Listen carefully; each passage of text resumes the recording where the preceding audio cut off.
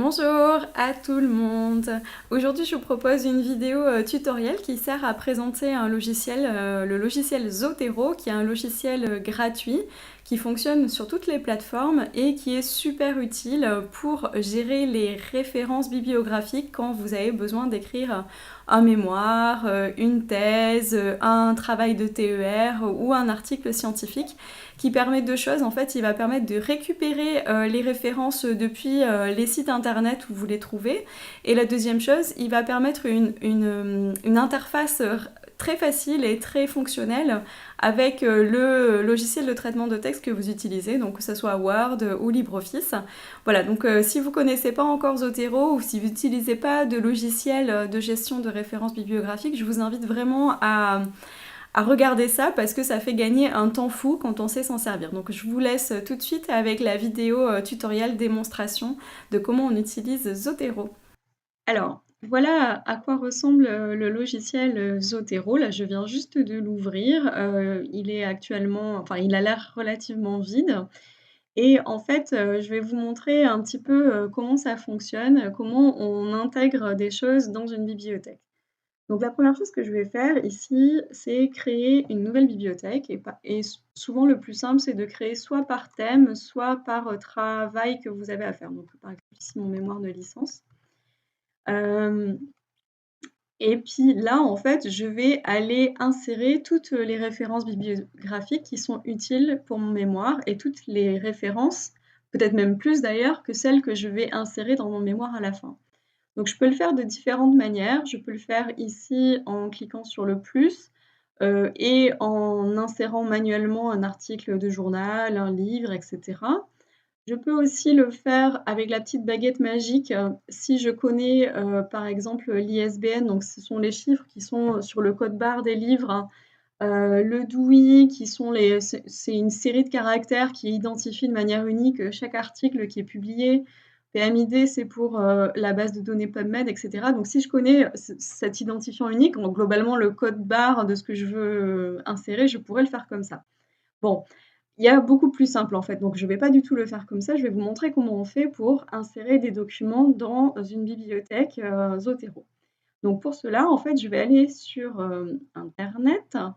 Donc là, le plus simple, c'est de vous rendre sur, votre base de données préférée. Donc ça peut être, PubMed par exemple, si vous, êtes dans le domaine, biomédical, si vous faites de la neuropsycho par exemple, vous allez beaucoup aller sur PubMed. Ça peut être Cairn, Google Scholar et cetera et vous allez voir que ça marche dans tous les cas. Donc par exemple, je vais commencer avec Google Scholar et bah, tiens, j'ai une recherche là, socialization. Hop, je lance ma recherche et là, ce qui est très intéressant de noter, c'est cette chose ici, là. Et si je passe dessus avec la souris, ça me dit, sauvegarder vers Zotero. Alors, il faut comprendre qu'en fait, Zotero, initialement, avant d'être un logiciel, c'était un plugin, une extension pour les navigateurs. Donc c'était initialement juste Firefox et maintenant ça marche, je crois, avec, la quasi-totalité des navigateurs. Donc là, moi, je suis, dans Chrome et vous voyez que j'ai cette petite extension. Donc si jamais ça apparaît pas, il faut peut-être, toucher un peu les réglages, de votre navigateur web et cette icône-là en forme de fichier, en fait, elle me permet d'insérer, toutes les références qui sont apparues ici sur Google Scholar, donc dans cette page-là, directement dans Zotero. Donc bah, je vais le faire, donc je clique là-dessus. Alors, il me propose en fait, de choisir donc, alors on va voir que si je voulais en choisir un seul, il y a peut-être plus simple, mais disons que je veux prendre, ben, je vais prendre je sais pas, celui-là et puis, le deuxième là. Donc, OK. Là, il me demande où je veux l'enregistrer, donc, dans mémoire licence 3 ou dans un autre dossier et puis je fais juste entrer. Et là, en fait, si je retourne dans Zotero, je vois que j'ai 3 nouvelles références qui sont apparues, dans ma bibliothèque. On voit aussi qu'en dessous, enfin à gauche pardon, du titre, j'ai cette petite flèche. Si je clique dessus, en fait, ça va toujours me donner, enfin quelque chose. Ici, ça s'appelle Snapshot et en fait, si je clique dessus, ça va me ramener enfin, si je clique, pardon, sur le lien ici, ça va me ramener à l'endroit où j'ai capturé, l'information. Donc ici, en fait, c'est sur le site qui est lié à Google Scholar.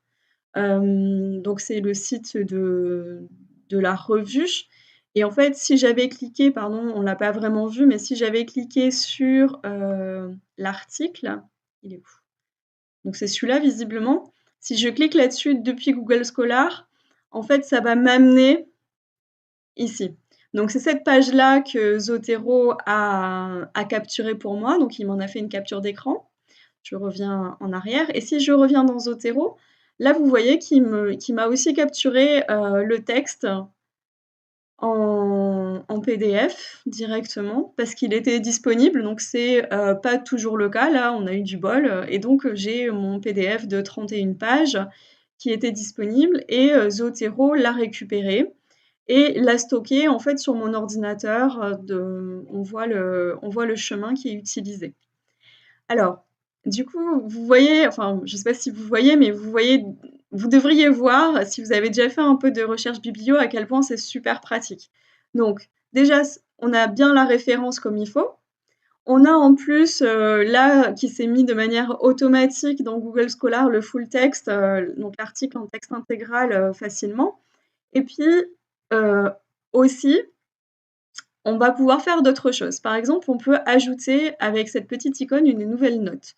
Donc là, je vais ajouter une note fille pour qu'elle puisse rentrer dans, l'article, Language Socialization, là, cet article-là. Et là, par exemple, je pourrais taper mes notes de lecture. Donc j'ai lu l'article, voilà ce que j'en ai retenu, intéressant pour l'introduction. Hem et puis, voilà, je peux faire un petit résumé comme ça. Je pourrais aussi ajouter un fichier. Alors pardon, il faut que je me remette sur, le titre de l'article et je pourrais ajouter donc soit un lien vers une URL, donc il y en a déjà 2 ici, il y a le full text et la capture, mais je pourrais aussi, faire un lien vers un fichier sur mon ordinateur qui pourrait être, je sais pas, soit le résumé que j'en aurais fait, soit, le PDF, que j'ai stocké à un autre endroit. Bon là, on est tombé sur un exemple, j'avais pas vraiment prévu, c'est super parce que le full text est apparu, de manière automatique. C'est pas le cas, du tout, pour, la plupart des articles. Alors là, visiblement, c'est le cas. Bon là, c'est un livre, donc ça va pas marcher. Donc on a eu de la chance, on va dire, entre guillemets. Mais sinon, vous pouvez l'ajouter manuellement. Si je retourne sur les autres, bases de données, donc sur PubMed, c'est aussi relativement facile. Donc si je tape, bah, pareil, socialization. Donc il ne doit pas y avoir énormément de choses avec ce mot-clé, dans PubMed parce que c'est pas trop l'objet de cette base de données, mais n'empêche, il y a des choses. Donc là aussi, je retrouve, cet onglet avec, l'accès à tout ce qui est sur la page, mais je peux aussi en fait, sélectionner cet article, par exemple, qui m'intéresse et là, vous voyez que, j'ai en fait, l'icône s'est transformée, donc c'est plus qu'un seul document. Si je clique dessus, pareil, je lui dis que de me l'envoyer dans mémoire licence 3. Là, en fait, je vais avoir que ce document-là qui va être capturé. Donc c'est celui-ci, je pense. Ah non, pardon, c'est le premier. Alors je vais fermer ça. Donc c'est celui-là. Là, donc on a toujours le titre, les auteurs. Là, sur PubMed, il capture de manière automatique le résumé s'il est disponible. Donc, vous y aurez accès facilement directement depuis Zotero. Et puis, si je clique sur la flèche, donc là, j'ai un lien qui va me ramener vers PubMed, mais là, j'ai pas le PDF. Bon, la plupart des articles sur PubMed sont en accès payant, donc je n'ai pas le PDF directement disponible. Mais je pourrais l'ajouter avec le petit trombone ici. De la même manière, si je vais sur, Kern, et que je retape, socialisation.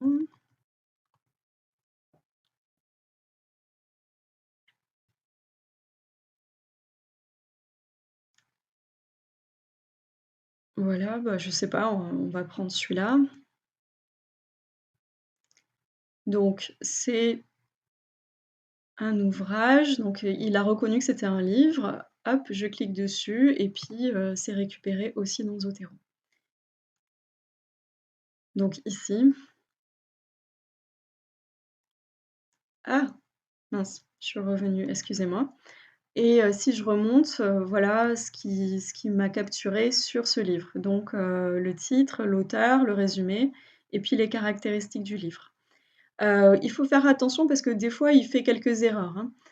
Mais bon, souvent, c'est quand même, pas mal fait. Donc ça, c'est la première chose que vous permet de faire Zotero. Donc, avoir votre bibliographie, facilement accessible, bien rangée et en un seul clic et puis on peut y accrocher des notes de lecture, des notes de ce que vous voulez d'ailleurs, hein et le petit trombone permet d'accrocher des pièces jointes. Donc ça, c'est déjà super.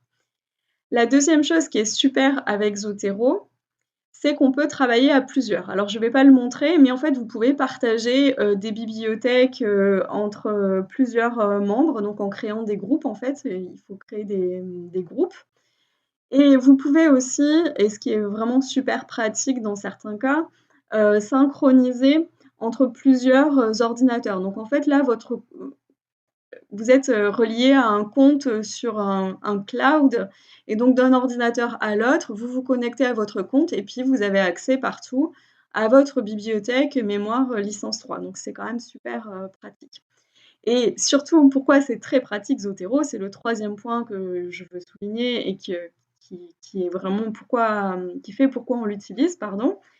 C'est qu'en fait, il est interfacé avec la plupart, des logiciels de traitement de texte. Donc par exemple avec Word, avec, LibreOffice, ça marche aussi avec Google Docs. Donc pour pouvoir faire marcher cela, il faut quand même télécharger un plugin. Donc si je repars sur le site de Zotero, vous devez trouver alors si je fais download, donc il y a quelque chose pour, télécharger directement Zotero et Zotero avec le connecteur. Donc là, moi, je suis dans Chrome, donc il me propose, le connecteur de Chrome, mais si vous utilisez un autre, navigateur, je sais que ça marche dans Firefox, enfin, il vous proposera un autre connecteur. Donc ça, je vous incite très fortement à choisir ça aussi, parce que c'est ça qui permet, en fait, de faire les captures automatiques et ensuite, il y a des plugins. Donc, il faut absolument télécharger aussi les plugins. Donc, vous pouvez regarder, il y en a vraiment beaucoup, mais c'est surtout le plugin pour Word Processor and Writing Integration. Donc ça, vous voulez absolument ça. Donc, qui est ici. Donc, qui marche pour Word, LibreOffice et Google Docs. Donc, il faut absolument télécharger ça aussi et l'installer. Et alors je le souligne juste parce qu'on le voit en dessous, si vous utilisez LaTeX, il y a aussi ce qu'il faut, hein. C'est présenté juste en dessous. Donc moi, je vais parler que de Word, LibreOffice et Google Docs parce que c'est ce que je connais. Donc une fois que vous avez téléchargé ce plugin, en fait, ce qui se passe dans Word, donc si je reviens, pardon, à l'accueil, je vois que là, dans le menu en haut, j'ai ce volet Zotero qui est apparu. Qui n'existe pas bien sûr si vous n'avez pas téléchargé le plugin. Et en fait, ça nous permet 2 choses. Ça permet d'une part d'insérer des citations dans le texte et d'autre part, d'insérer une bibliographie à la fin du document. Et pourquoi c'est super pratique? C'est super pratique si jamais vous décidez de déplacer des bouts de votre document, pas et que, vous appelez, vos références à la fin, par numéro. Si vous déplacez des bouts, il y a pas de souci, en fait, la numérotation va se refaire de manière automatique. C'est aussi très pratique si vous changez le style de présentation de vos références. Vous utilisiez le style, APA, 6e édition, par exemple, et puis vous voulez passer à une autre norme de présentation, ça se fait aussi en un seul clic, et cetera. Donc c'est vraiment, c'est indispensable, en fait, pour pouvoir écrire un article ou un mémoire, facilement. Donc là, globalement, c'est assez facile. Donc je me place à l'endroit où je veux citer quelque chose. Je clique sur Add Edit Citation et là, en fait, il me demande, ce que je veux citer. Donc, soit je connais le nom de l'auteur, et c'est relativement simple, je vais, appeler, le nom de l'auteur. Soit, je connais pas sa vue classique, voilà. Soit je peux me mettre comme ça en vue classique, avec, ma bibliothèque, mémoire licence 3 et puis, je peux, prendre, l'article que je veux citer. Donc là, je pense que je suis en Vancouver. Donc je peux modifier, les styles de citation, on va le faire juste après. Hem, donc imaginons que je veuille ajouter une deuxième référence ici. Donc